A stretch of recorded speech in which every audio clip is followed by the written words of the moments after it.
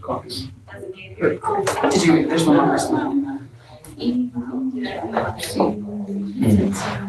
More people. Oh wait, let's give it a minute. Let's make sure everybody's here. Yeah, I usually run my pretty simple. I didn't. This is the first time and I'm the captain. Pretty simple. I changed it to Yeah, on there. there's some years. I just fill paperwork. Go. But, and lately more and more. It's like, okay. So, take charge of that. So hopefully.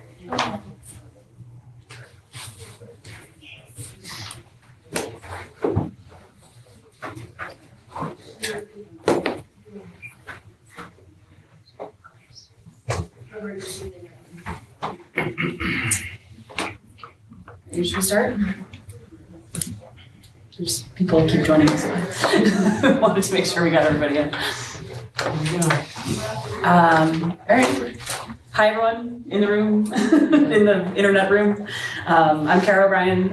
We are here to do a Q&A for people who are interested in joining this board of trustees for the Boulder Public Library District. So if you're in the wrong place, now's your time to go.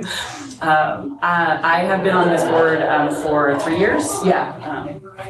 So I was part of the original group that started when we became a district in 2023. And I am now rolling off the board because I had a 3-year term. So the seat that is open is mine. And do you want to introduce yourself? My name is Nadine. I'm the most recent joiner of the board. I joined last May. So I just went through this process like about a year ago. I guess the other library folks want to introduce themselves? Sure. I'm Andy Saylor. I've been on the board for 2 years now, so 3 years left in my term. I'm Doug Hamilton. I'm the chair of the library board until May, when somebody else will hopefully take my place.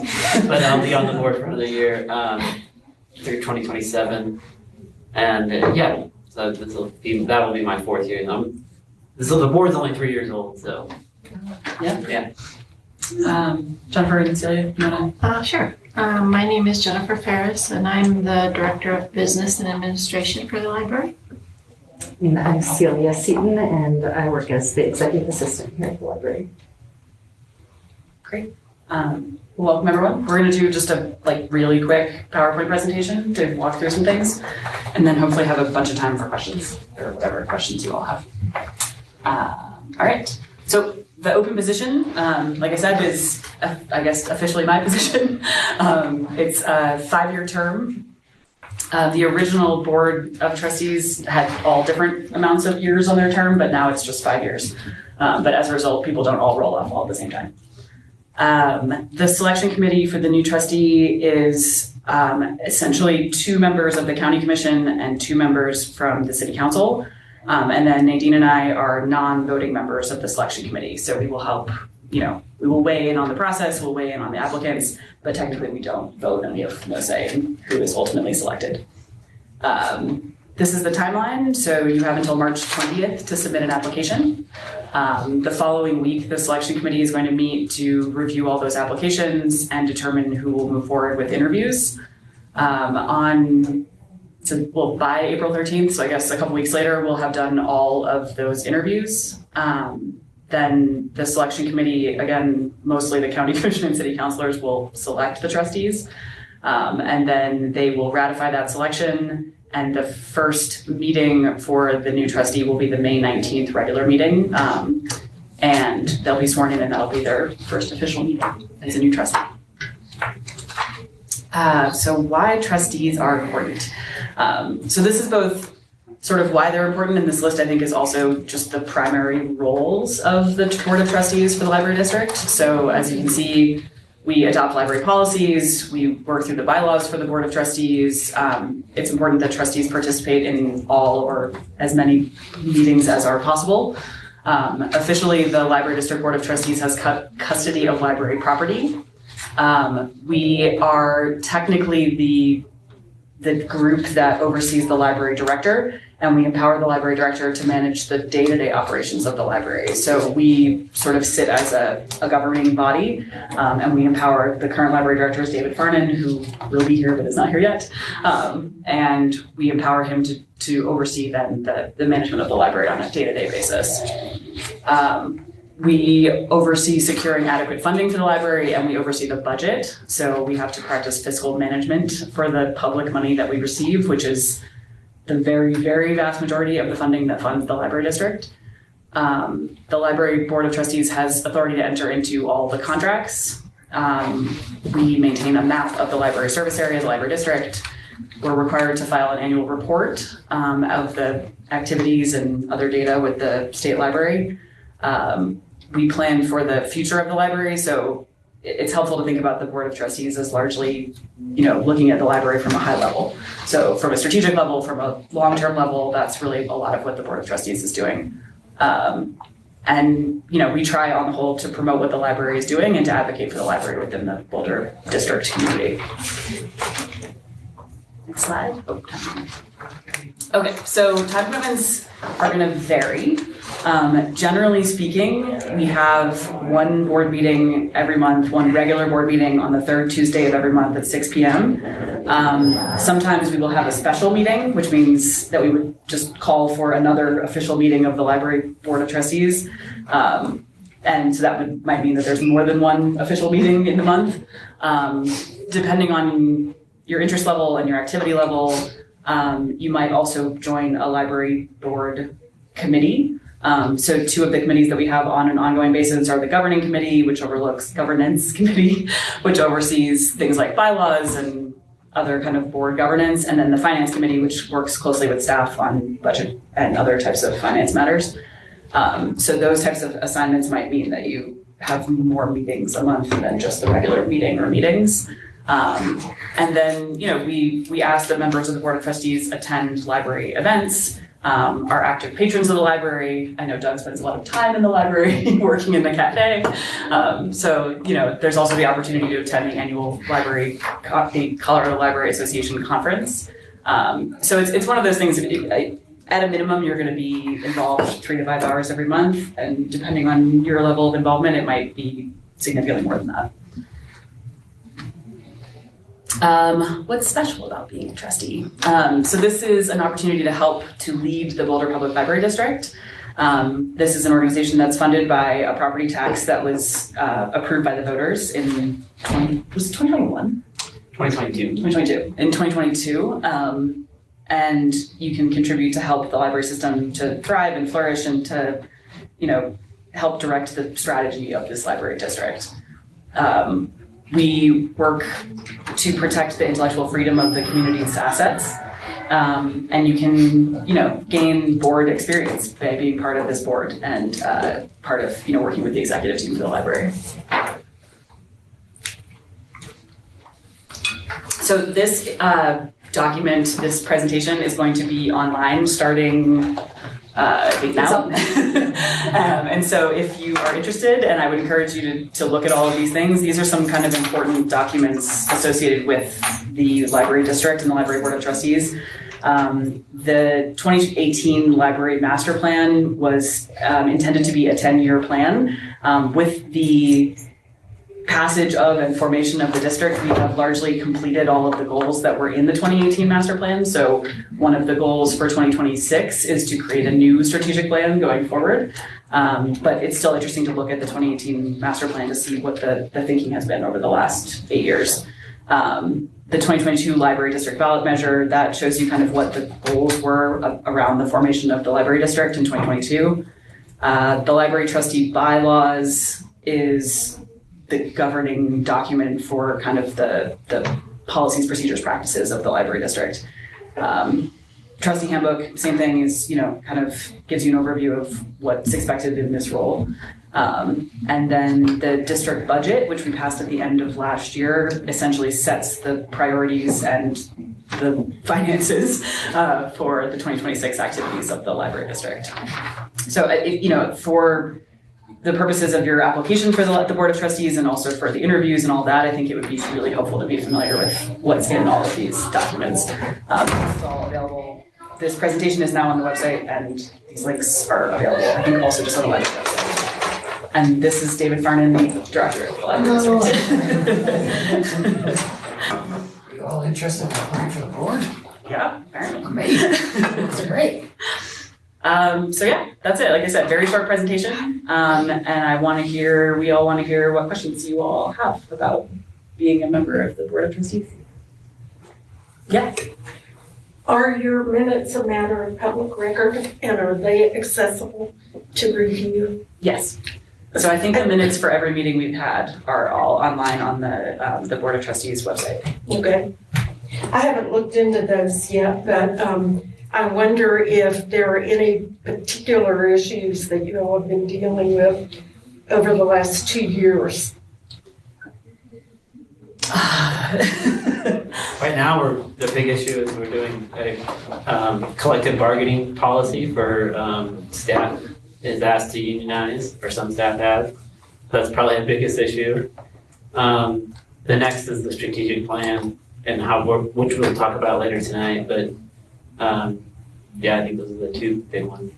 So- Yeah, and I would just add, so I'm Benita Duran, I'm one of the trustees. I would just say that in this transition of being under the city and transitioning to an independent district has been like something that we've always kept our eye on from the year that we established the IGA with the city and the county.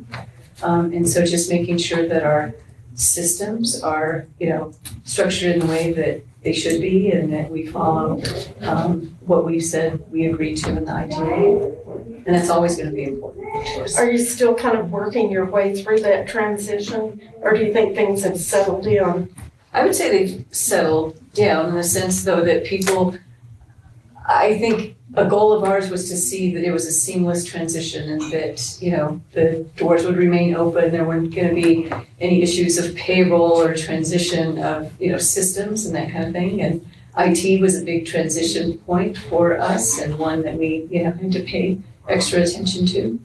But I would say that it's, I think it's always going to be something that we need to pay attention to because it is taxpayer funded initiative and it's still new in a sense and it's tied to the mill levy and property tax. So I think that's always going to be something that people are going to be watching for and being careful about our investments. Yeah, I think the first year of the library district, our priorities were very nuts and bolts, getting a district formed. We had IT things and we had to do payroll contracts and we, had to do all of that. I think since then we've been able to look a little bit more longer term, look more strategically. And I think I would say, in addition to the kind of the big issues that come up in every meeting and with the strategic and the collective bargaining agreement issues, we've been looking kind of at each of the library branches and, we opened the No-Go library and then we, created the Gun Barrel library and now we're starting to look at the other branches and what the future for those branches looks like. And so I think that's kind of a big long-term issue that we have a lot of discussions about. Other things we're missing? The only thing I was going to add, one of the most critical things we do each year is the budget, which in the first few years was relatively easy because property values were going up, which meant the budget was increasing, which is an easy budgeting problem to have. The last few years, property values have been flat, so our budget has also been largely flat or slightly down, which means now you have to make some decisions about how you actually want to allocate a limited number of resources. So it's a once-a-year process, but it's definitely one of those critical things the board does. Mm-hmm. So then there is no end date at which time the library will become a private nonprofit and no longer a governmental. No, it's a Perpetuity. yes. It's a taxpayer funded. Right. Is it getting funding from nonprofit anyhow or from a foundation? So the library has a foundation. There's the Boulder Library Foundation, which it dedicates all of its fundraising activities to support of the library. So there's a small percentage of the library's budget that comes from the Boulder Library Foundation. That's the philanthropic arms. That's the people that are able to raise money on behalf of the library. But it's all otherwise funded through property taxes. Yeah. That was my next question. Does this board have to do any fundraising? No. But I would say two members. Sorry. Yes, with a caveat. Members of the board sit on the library foundation. And I was reading the website, of course, and the foundation website, and the foundation brags that they fund 90% of the library's programs. That used to be the case. I think they've taken that off their location. Not as of last week. Yeah, so prior to the district formation, that was more or less true. It's no longer true. The foundation, the library district picked up the funding for most all of the programs. And the foundation has the opportunity to pick and choose kind of what things they want to fund. So they have been heavily invested in the last 2 years in our Boulder Reads program, which is an adult literacy. It's kind of a family literacy program, but that has been the primary focus of the foundation for the past 2 years. And some other things. I mean, they do give money to, I don't know, bring in an artist in residence, a maker in residence, or a writer in residence. They started a brand new program called Boulder Writes last year. That's a significant investment for them. They committed to it for 2 years, and we'll see if it's 3 or 4. And it's WRITES. Good clarification, thank you. But yes, no, the Boulder Public Library District is essentially a very small government. And so we are funded entirely through property tax revenues through the bill that was passed by the voters in 2022. And there's no plans to change that structure. So money is not your problem? It depends on the year. So, like Andy said, the first couple of years, we went from, being funded as a line item for the city. And historically that had meant that the library district was largely underfunded. And then when we transitioned to a district, the annual budget for the library did go up significantly from where it had been when it was at the city. But as part of that, we were able to, bring back the staffing levels and the hours and the services and all the things of the library back up to where they had been before they had to be cut down. And so that is sort of where we are now. And then, like we said, this past year, the budget process showed that the revenues for 2026 are going to be down from 2025. And so we had to, be really thoughtful and careful about budgeting for 2026 and thinking longer term in terms of what if property values don't go back up.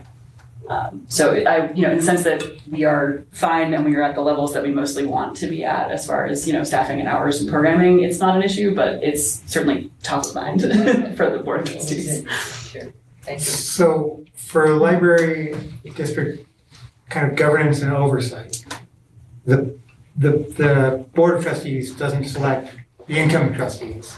It's Boulder City and Boulder County. Correct. So that's the way that it was set up, yeah. Okay.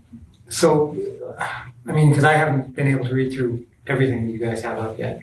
How much oversight is in the charter? How much outside oversight is in the charter for city, the county, or like state library? How much do they oversee us? Yes. This is primarily it, is through the selection of the new trustees. There isn't otherwise a great deal of oversight from the county or the city. We're obligated to provide them an annual report. Right. We provide them a report once a year. We have dinner. We try to have dinner with city council once a year. We offer the commissioners an opportunity if they don't normally take us up on it.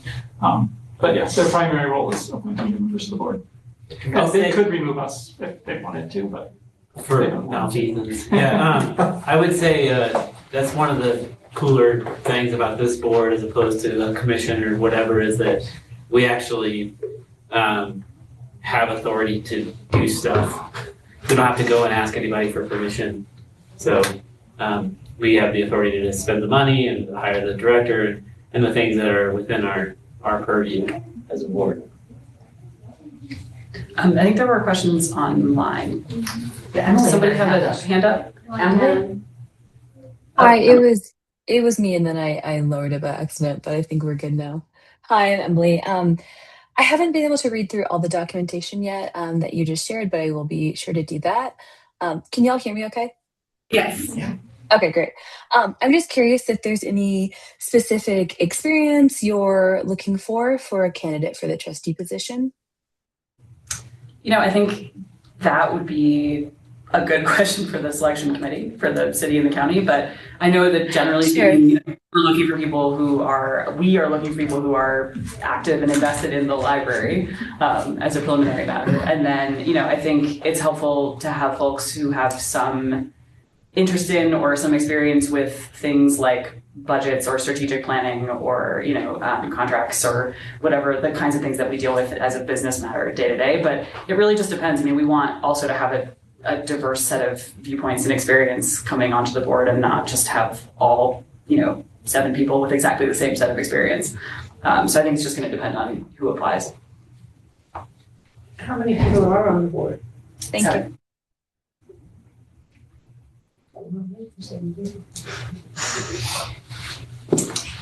Other questions? Yeah.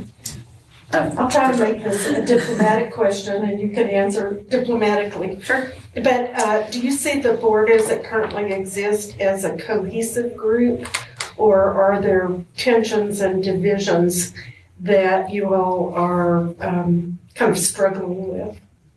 I don't know, I'll speak for myself. I think the board is a cohesive group. I think we work really well together right now.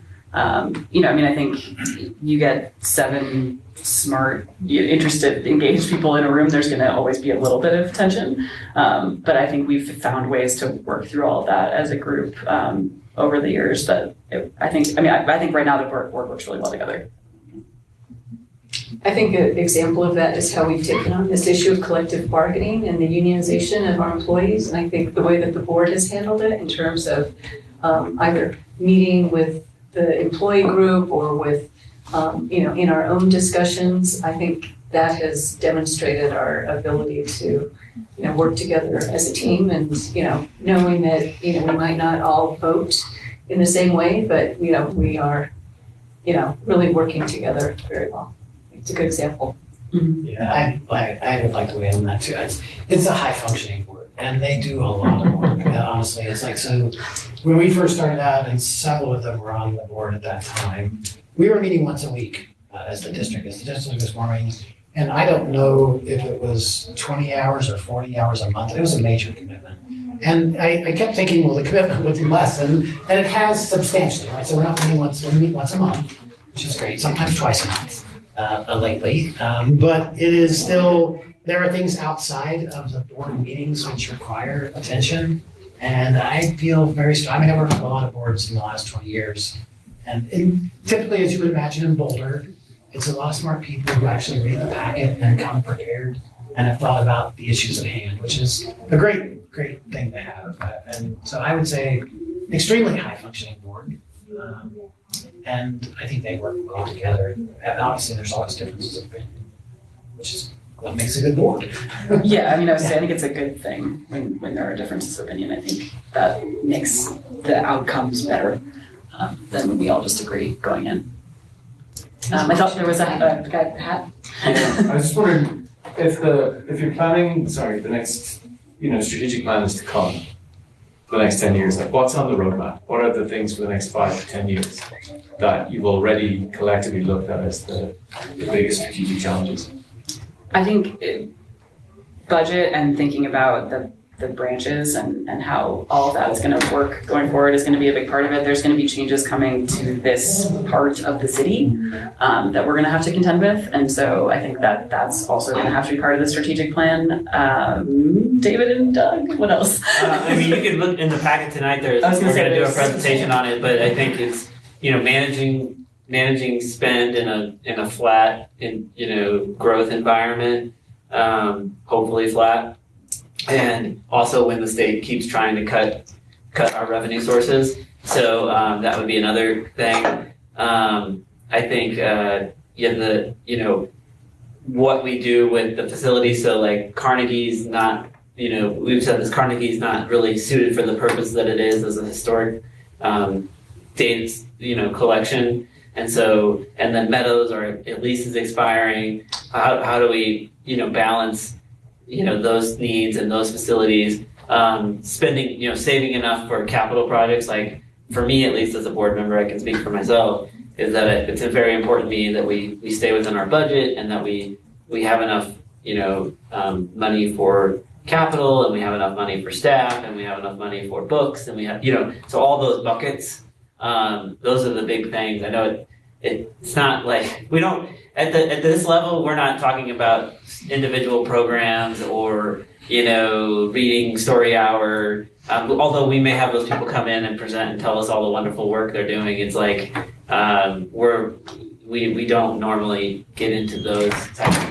it's inappropriate for us to get into those types of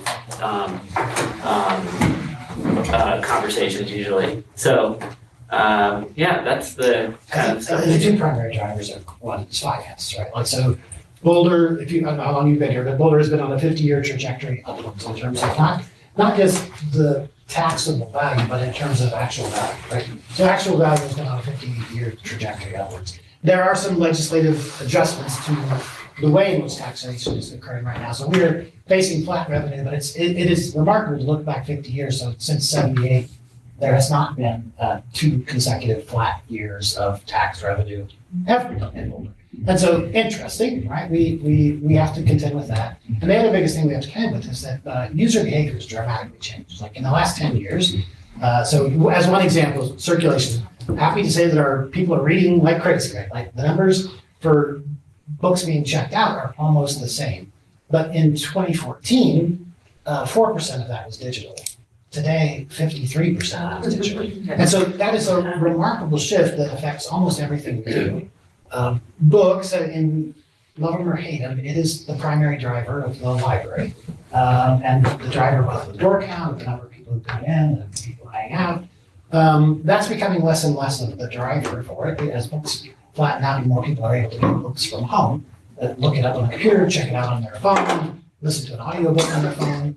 That's dramatically changed our business model in the last 10 years. We are built around a very complex issue of housing and shuffling books out to strangers' homes and then back to the library and back on the shelf and back out to another person, right? And so that's how the library system was built. 10 years ago, that was highly functional. Now I would say we need to kind of reassess where we are going forward with buildings, with all those things because of that I think, profound shift in the way in which the library patrons are using the library. And so we'll be looking at that in probably the next 3 to 5 years. But. We still get lots of people go through the doors here. Yeah, the door count is still good. I mean, we saw a 23% increase last year. That was primarily driven by the fact we opened 2 buildings. So we opened 2 buildings, and so that makes up more than 2/3 of that entire increase in door count. So it's primarily expansion. Program attendance is way up. There are other things that are driving attendance. I mean, one of the things that we have to look at is the passive use, and we're talking a little bit about that tonight. We'll be talking about more as we go forward. A lot of people who come here either to work on their own, and many of them are students. But I think many of them are also people who their offices went away and they just come here and work during the day, and that's a great use of the library space. I don't know if we know exactly what's going on. I don't know. Maybe a tactical, strategic question. Sundance is coming to Boulder. You guys have venues. I mean, I know, so the Oddfellows is trying to figure out how much to charge them for using their facilities. It's one of the things I used to contract venues, and the amount of money that venues charge is insane. So is that something that is in the plan? It's in tonight's packet. The contract. The library staff have been working with Sundance to come up with a way to use and charge them for use of some of the facilities. So that's coming up tonight. We're also doing, not in it to make money. So part of this for us is weighing, as a community resource, what's our best use of supporting something like Sundance or not? How do we balance that? How do we also make sure we have aging buildings that we can fund? So there's a lease in the package that you're curious. Okay. Is it public who was on that committee from the council and the commission?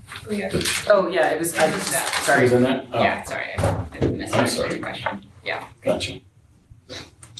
And the interviews and everything that will be public as well. Yeah, so everything, the applications are public, the folks who are interviewed, are the actual interviews public? They at least post the recording of the fact that I think they're open to the public. Yes, they are. I think personally, also when people are asked what skills we're looking for is, your ability to work together, your love of the library for me, your commitment to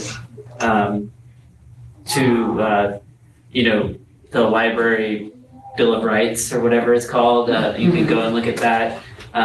That's very important. And then I think I would show your skills and how you would, you could apply them in your application and on how you can apply them. I don't think it's necessary that you have to be the CEO of a company or anything like that, but just show that you can work well with others and that you're going to contribute well with the board. I think that's the biggest thing. Mm-hmm. So do I understand there will be interviews as well as review of the applications? Yep, so the first step is that the selection committee will review all of the applications and then they will decide who to interview.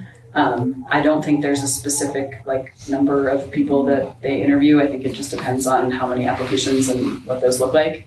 And then those people who are selected for interviews then will get all the questions for the interview and the time slots for the interviews. So there's about a 2-week period for interviews. I'm Yes. looking through a lot of glare, but Yes. the interviews happen between They'll happen March between 23rd and April 13th. 20th or so. Yeah, so the interviews will happen between March 23rd and April 13th. Okay, thank you. And then proceed. I think the answer is up there. Is there just one open position? Just one open position, yeah. My guess is, I don't know, I mean, I'm guessing they'll probably select 3 to 5 people to interview. I'm guessing. Yeah, last year, Last year was- I think they had 37 applicants and they interviewed 4 people. For one position? For one position. Okay. Oh, okay. Hey, 3 to 5. And I think, this board will look at the applications and make recommendations to the selection committee, even though we don't get to choose. They could always pick whatever. I wanted to mention too that it's very important for us to maintain a really good relationship with our establishing entities, both the city and the county, and we have good relationships with those folks. And like Andy said, we do meet. We invite them all down here for dinner once a year, and hopefully we'll continue that tradition. And so I think it's a pretty collaborative working environment with the council and the trustees. The commissioners.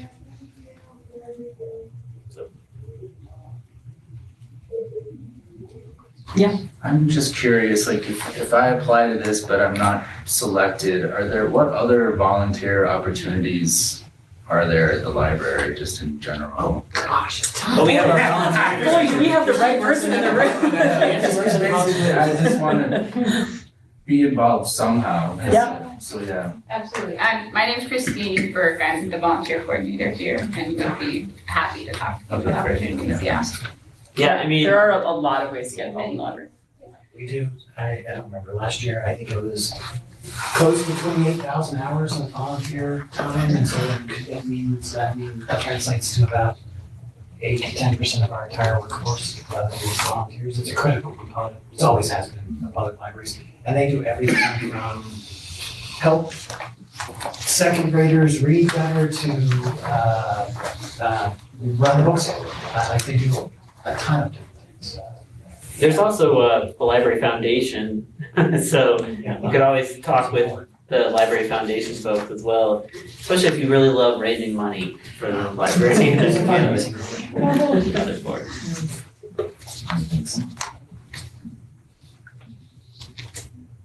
Other questions? And our contact information is all on the website as well. So if you walk out the door and you have a very pressing question occur to you, you can definitely reach out to us and we can try to get back to you. Yeah. One more question. Have you all come under any pressure from the kind of national environment of being opposed to diversity, equity, inclusion, women's rights, lesbian, gay, etc. rights, and the effort to restrict or remove books from the library, restrict programming? Or has Boulder been kind of insulated from that? I think, David. It's minimal, right? So in Boulder, it is, it is a very open-minded community, I think, and largely tolerant of other people's views. We've not had a concerted effort or an organized effort to ban books or to ban programs. We obviously always have, like every place would have, there are critics, and I think we do a fair job of responding to them. We haven't had an organized effort like you would see now. Colorado has pretty strong protections at the state level too, to avoid things like that. So we're in an environment that's well suited to avoid those problems. Oh, sorry, I'm like. Another one of our. Just sneak it in. The state legislature passed a law in 2024, I believe, that makes it, so it is difficult to challenge a book and have a book removed from a library in the state of Colorado. Primarily, the means by which they did that was if removing that book deprives someone else of their civil rights. And so you can see how the burden falls then on the person who's saying, please remove this book, rather than it falling on the library justification. The state of Colorado has also banned the possibility of prosecuting a librarian or like myself for having a book on the shelf. Like that in many states, I think something like 34 states, library staff can be prosecuted for criminal activity for having a book on the shelf. That's not the case in Colorado. Colorado followed a law. I think Illinois was the first state that passed the law, and Colorado has a similar law passed in 2023. And you also, if you want to challenge a book, which is a reasonable expectation, that we have a lot of books that are very offensive. I mean, offensive to me. We have books that are. We should have books that defend each of you in a different way. And so it is the right of the public, I believe, to challenge a book. You have to be a resident of the district to do so, and so that also limits, national organizations from coming in and challenging a particular book or a particular program.